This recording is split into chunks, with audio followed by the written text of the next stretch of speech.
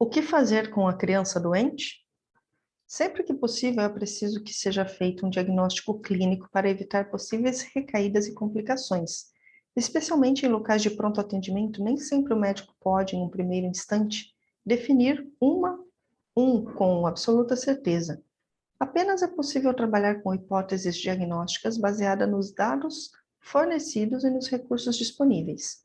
Mais conscientes dos mecanismos que envolvem a doença, as famílias buscam os recursos corretos com a tranquilidade necessária, sabendo de antemão que médicos não são mágicos, nem os recursos milagrosos. Nessa condição, cada um sabe seu papel e como se posicionar. Quando se trabalha com a criança sob a perspectiva de doença, a cada um cabe um papel. Muitas vezes, alguém em torno aventura-se a curar, a automedicação ou a repetição de medicamentos que funcionaram bem de outra vez, ou no irmão, podem tornar-se um fator capaz de complicar tanto o diagnóstico correto quanto o próprio tratamento. Ao profissional cabe o diagnóstico, o encaminhamento se necessário, a internação quando é preciso ou o tratamento. Aos familiares, a responsabilidade de tentar manter o equilíbrio das emoções para ofertar um relato claro do que ocorreu e dos sintomas, além de manter a calma no trato com a criança e, lógico, seguir as recomendações. Racionalizar. Mesmo em situações de relativa emergência, é possível e necessário manter o comando da racionalidade. Muitas pessoas conseguem, nos momentos de extrema aflição, manter a calma, mas desabam quando a situação já está sob controle. Menos mal para a criança doente. Na sequência das experiências que envolvem a doença, tanto pessoal quanto familiar ou nas outras pessoas, torna-se possível, caso haja boa vontade, discernir com tranquilidade o que fazer, a quem buscar, na hora certa e de que forma. Intuição. Sempre é possível dar uma chance para o desenvolvimento da intuição, que pode nos ajudar a tomar as decisões mais acertadas. A mulher detém capacidade intuitiva mais aflorada do que o homem, é a voz do coração de mãe. Não é aconselhável desprezar a intuição materna nas doenças infantis, não necessariamente segui-las, mas devem ser verificadas. Muitas mães, sem que o saibam, fazem diagnósticos mais precisos do que muitos aparelhos. Os tratamentos sempre devem ser finalizados. Melhorou? Parou com o tratamento. A cultura da linha de montagem industrial do bloqueio de sintomas pelas drogas naturais ou artificiais criou o condicionamento de associar sintomas com doenças. Quanto mais intensos, pior a doença. Sumiram os sintomas, o doente está curado. É comum que, passada a situação mais aguda, deixemos de lado as recomendações ou que terminemos os tratamentos. Essa atitude pode trazer complicações futuras à saúde da criança, especialmente quando em uso de antibióticos, pois é um dos fatos que mais contribui para o desenvolvimento das resistências das bactérias, complicando a situação do tratamento em uma infecção subsequente. A resistência bacteriana é importante causa de complicações em doentes internados. Nós vivemos em um mundo interativo, daí, se não faço minha parte em seguir o tratamento de forma correta, afeto a vida de outras pessoas. Exemplo, uma pessoa hospitalizada para um simples procedimento médico pode contrair uma infecção em uma rápida passagem pelo ambiente hospitalar. Clareza e honestidade são fundamentais no trato com a criança. É comum que a enganemos quanto aos procedimentos a serem adotados, seja para diagnóstico ou para tratamento. Esse tipo de atitude atrapalha tanto a cooperação para que os exames sejam de boa qualidade, quanto dificulta a sintonia e afinidade entre o profissional e o paciente, tão importante na cura. Não é raro que pais com carência de soberania emocional discutam na frente da criança possíveis culpas quanto à doença dela. O clima de animosidade com certeza prejudica seu restabelecimento. Quanto menos familiares negativistas tomarem conhecimento da doença da criança, melhor para ela e para todos, pois já conhecemos o poder que as ondas de pensamento, sentimento e exemplos têm de afetar a saúde e o restabelecimento das pessoas. Quanto menos vibrações de baixo astral atuando sobre a criança, melhor, desde que isso não cause desavenças e animosidade entre os familiares, No reverso da moeda, vibrações e orações de pessoas de alto astral podem provocar efeitos incríveis no auxílio ao restabelecimento. A criança com febre. Segundo conceitos dominantes, um que foi plantado pela indústria da doença e da cura em nossa cabeça é que o sintoma febre esteja associado a uma infecção e que sempre pode levar à morte. A maior parte das pessoas desconhece os mecanismos da febre. Acredita-se que se ela não for interrompida, pode cozinhar o cérebro das pessoas, produzir convulsões em todos ou até matar. Poucos se aventuram a explicar que a febre não mata, apenas o que a gerou pode fazê-lo. Nosso corpo é um mecanismo perfeito. A reação febril não é uma falha a ser corrigida, é uma reação orgânica com importantes funções. Um sinal de alarme estimula as reações de defesa orgânica, inibe o desenvolvimento dos agentes tais quais bactérias e vírus. Qual a razão das crianças terem tantas doenças febris? As transformações psicológicas às quais nós estamos submetidos na infância são muito rápidas e intensas. Associado a uma persistente intoxicação propiciada pelo tipo de dieta inadequada, padronizada, desbalanceada, com excesso de determinados tipos de nutrientes e carência de outros, mais o envenenamento da agricultura com defensivos agrícolas e adubos químicos, acrescente-se a parafernália dessas coisas que entram na composição dos alimentos industrializados. E quando a criança adoece para se libertar das toxinas, ela ainda é obrigada a ingerir produtos farmacêuticos que apenas bloqueiam os sintomas, sobrecarregando o sistema de eliminações. A repetição desse padrão de atitude leva à busca de alternativas, mas não resolverão o problema, caso não haja mudança de hábitos e atitudes. Nada na natureza é desperdiçado, como disse o sábio, bem-aventurados os aflitos. A repetição das moléstias febris tem função pedagógica que, se aproveitada, pode levar os adultos a adquirirem mais soberania emocional com relação às doenças deles e das crianças. Porém, a forma descuidada de viver que nós aceitamos e a credulidade impede que aprendamos mesmo submetidos a tantas experiências repetitivas. Surgiu a febre, o que fazer? É preciso que se faça o diagnóstico sempre. O estado geral da criança e o equilíbrio emocional dos pais é que podem indicar a urgência da busca do atendimento médico. O estado geral dela e sua forma de reagir a estímulos corriqueiros é um fato a ser considerado quanto à urgência.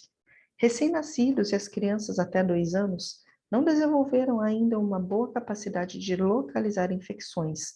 Nesses, a busca das causas da febre exige mais cuidados e a prontidão. No período de incubação das doenças infecciosas, nem sempre se consegue identificar a causa ou onde está localizado o foco gerador.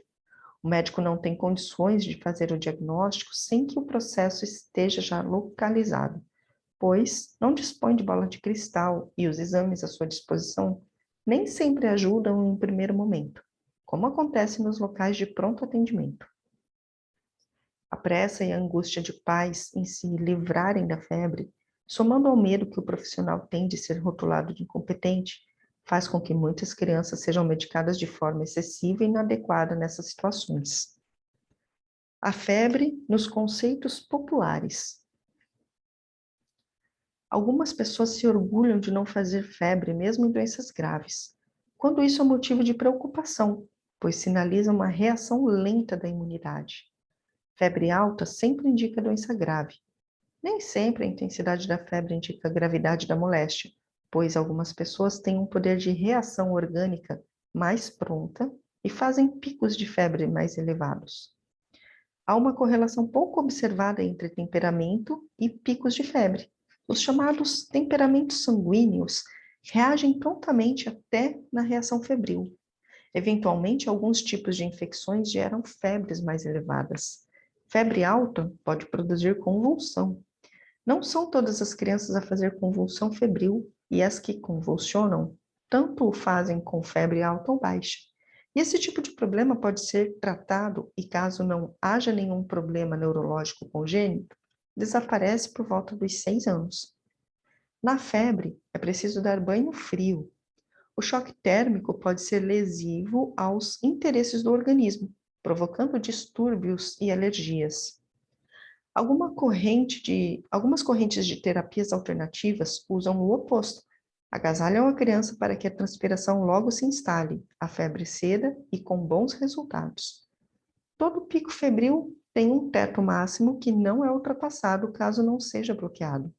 Para os pais desconfiados com relação às leis da natureza, em se tratando da febre, basta raciocinar que o antitérmico tem apenas algumas dezenas de anos de descoberta, enquanto o homem sobrevive à febre desde milhares, sem desaparecer. Ensinamentos que os adultos podem tirar do estudo da experiência da criança em estado febril.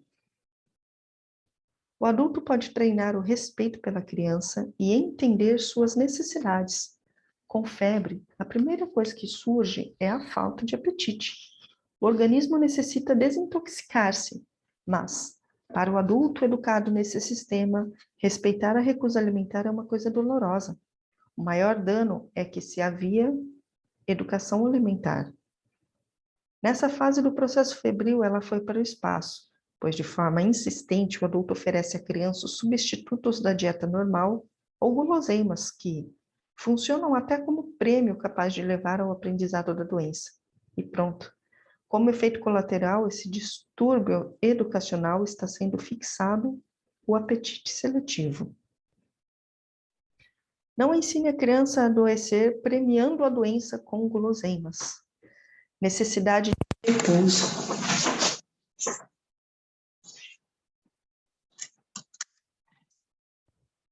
Antes ou doente, ou durante a febre, a criança diminui instintivamente as atividades na tentativa de recomposição orgânica. Isso perturba muito os adultos que se queixavam da criança não parar quieta. E na vigência da febre, tentam estimulá-la a brincadeiras, aumentam de forma súbita e desordenada a atenção e até o carinho. Não dê mais atenção e carinho ao seu filho apenas porque ele está doente. Aumento da sede. Para evitar a desidratação, repor as perdas pelo suor e pela febre, auxiliar na desintoxicação. A criança precisa de água e não de suquinhos. Não premie a criança de água não premie a necessidade de água da criança doente com guloseimas líquidas. Aumento do suor. A transpiração excessiva é um recurso que o corpo usa para desintoxicar-se mais rápido. A doença febril é um divino recurso pedagógico. Reforçar o processo febril nos caracteres gráficos foi apenas uma forma de chamar a atenção à maneira natural que a vida usa para nos trazer de volta à realidade e à verdade. Nas doenças febris é muito mais fácil identificar a relação de causa e efeito e pode ajudar a perceber como a criança deve ser responsabilizada pela sua doença. Mas é preciso que o adulto fique atento para não desperdiçar essas oportunidades quando surjam, que tenha olhos de ver, ouvidos de ouvir e cérebro de pensar. Como tratar a criança doente? Somos habituados a perceber a doença como algo ruim ou punição.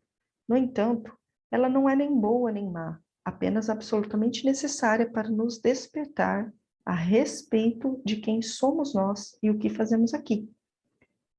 Muitas são as suas funções. Dentre elas, nos mantemos vivos, pois, não fosse a ajuda dela, poucos ultrapassaríamos a barreira dos 30 anos. Funciona como um alerta, não se exceda, cuidado com os abusos, respeite-se. Ou como um excelente indutor de aperfeiçoamento da personalidade. É uma doença que nos ajuda a desenvolver a humildade, outra que estimula a paciência ou a perseverança. Cada uma delas tem sempre uma finalidade positiva, jamais apenas punitiva. Complicado é analisar essa situação apenas no momento em que se apresenta. Lógico que todo um treinamento de muitos anos, baseado em conceitos inadequados sobre a doença, irá necessitar de algumas tentativas frustradas na hora H da doença ou da morte, até que nosso subconsciente arquive novos conceitos e posturas mais lúcidas e inteligentes. Doentes são vítimas, algozes, de quem? A doença transforma-se em um paradoxo devido à nossa pouca maturidade psicológica e falta de soberania. Além disso, nós a percebemos através das lentes da visão do pensamento mágico, como se fosse questão de sorte, azar ou destino, e passamos a tratar a criança doente como se premiássemos pelo fato de ser uma pobre vítima. Esse padrão de atitudes, geração após geração, reforça o valor cultural que tem em nossa sociedade. Ela tem valor máximo e a saúde tem valor mínimo. Esse é o motivo pelo principal que leva as pessoas a valorizar o estado de saúde somente após tê-lo perdido. Desenvolver o equilíbrio emocional é fundamental para lidar com criança doente. A reeducação das emoções, a reavaliação do sistema de crenças quanto às razões para viver e tudo que diz respeito à saúde, doença e cura, são fundamentais para interagir de forma mais correta com a criança doente e ajudá-la a criar um sistema de crer e desacreditar mais coerente e inteligente, no qual a saúde tenha um valor máximo e a doença um valor mínimo. A criança doente, ou não, precisa ser tratada com respeito e cuidados. Quem ama, cuida e respeita. Quando ela adoece, deve ser tratada com equilíbrio emocional para que possa aprender com suas doenças. Para tanto, necessita ser assistida e receba permissão para compreender as razões da doença e se responsabilizar. Ela deve ser auxiliada a perceber que a doença não é nem boa nem ruim, apenas aconteceu. É uma experiência em andamento e deve ser solucionada. Que cada fase tenha seu tempo de desenvolvimento e que não adianta entrar em histeria para que uma dor seja suprimida, por exemplo. É imprescindível que fique muito claro o que seja respeitar a criança doente. Respeitá-la é, acima de tudo, permitir que aprenda. Intervir com os sintomáticos, às vezes, é falta de respeito. Na medida do possível e sempre com bom senso, deve-se permitir que vivencie uma febre, uma dor de barriga, uma coceira, uma crise de espirros, de nariz entupido, tosse, desde que lhe seja explicada a origem de tais sintomas. Alguns aspectos sobre aceitar a tentativa do corpo da criança em sarar. O corpo humano é fantástico. Quando doente ou estressado, o organismo pede um tempo para se recompor, porque precisa ser respeitado. Quando a criança adoece, todo o metabolismo e as atividades diminuem. Some o apetite, surge o mal-estar, que pede repouso. Nesse ponto começam o desrespeito e as tentativas de suborno. Coitada, essa criança está tão abatida. Olha as olheiras dele, o olho está lá no fundo. Come um pouquinho só, meu filho. Dá um sorriso para a mamãe. Olha aqui aquele brinquedo que você queria. Se você melhorar logo, vou te levar naquele lugar que você quer ir. Cuidados a serem tomados para não valorizar a doença. São tão simples que assustam. Espere sempre que a criança emita suas queixas. Muitas vezes ela vai dizer que sente o que você está perguntando, apenas porque podem pensar que ela esteja fingindo. Aprenda a ouvir sem interferir. Não valorize as queixas, nem tampouco lhe tire o valor. Nunca diga que o que ela está sentindo não é nada, ou que é da cabeça dela. Nunca pergunte sobre sintomas. Ela pode perder o referencial entre o que é real e o que é imaginário. Na criança cujo subconsciente já usa a doença como forma de receber mais atenção ou para compensar frustrações, é necessário que o adulto aprenda a separar os sintomas imaginários dos reais. Uma forma das mais simples é o recurso do uso do placebo. Pode ser usado água com açúcar, chá, vitaminas. Caso as queixas desapareçam com o placebo, os sintomas ainda estão no terreno da fantasia. Não dê mais atenção, agrados e afagos na doença do que quando está saudável. Essa atitude banal é primária. Evite envolver muitas pessoas nos cuidados ao doente. A maioria do entorno vai sabotar suas intenções de desenvolver responsabilidade e aprender com a doença. Adoecer não é sinônimo de repousar, descansar. Apenas em condições excepcionais deve ser afastada de suas tarefas, como ir à escola. Emita sempre conceitos de ânimo e cura. As palavras detêm poderes inimagináveis. Através da motivação, é possível acelerar o processo de cura. Procure sempre meios de responsabilizá-la quando possível. Nem sempre a medique, pois, ao aliviar ou suprimir sintomas, perde-se o referencial para discernir e assumir a responsabilidade, além da oportunidade de refletir acerca de suas escolhas. Aprenda a discernir entre doença e conjunto de sintomas passageiros decorrentes de atitudes inadequadas. Só não aprende quem não quer, pois possibilidades para isso nunca faltam. Basta desenvolver a boa vontade em aprender ao longo das muitas situações de doença que aparecem no decorrer da sua existência. Quando possível, aguarde a sequência natural do processo de resolução sem interferir. Esse tipo de atitude ajuda a adquirir comando sobre a sua vida, suas escolhas, seu corpo. Ajude a entender que, se ela consegue criar as condições necessárias a desenvolver uma gripe, ela descobre que o primeiro vem o mal-estar, a dor no corpo, febre, depois a fase catarral e a convalescência. Essas fases podem às vezes estragar alguns de seus planos, como viagem, passeio, festa. Esse tipo de experiência é capaz de aumentar os cuidados e entender aos poucos como seu corpo e sua mente funcionam. Basta que a criança seja convidada ao raciocínio. Questões simples como: já percebeu que a ansiedade lhe faz adoecer? Ajude a criança a focar e a perceber cada sensação de desconforto para que perceba as de prazer. Quais os fatores da melhora? O que faz piorar ou desencadeia sintomas? Em que períodos do dia ela melhora ou piora? Grande parte dos adultos não sabe nem explicar ao médico o que sente. Ajude a mudar o foco. Quando ela centrar sua consciência apenas nos sintomas, tente desviar sua atenção para outras coisas. Nunca comente sobre suas doenças na presença delas. Costumamos imaginar que estejam distraídas, mas o radar do subconsciente está ligado o tempo todo.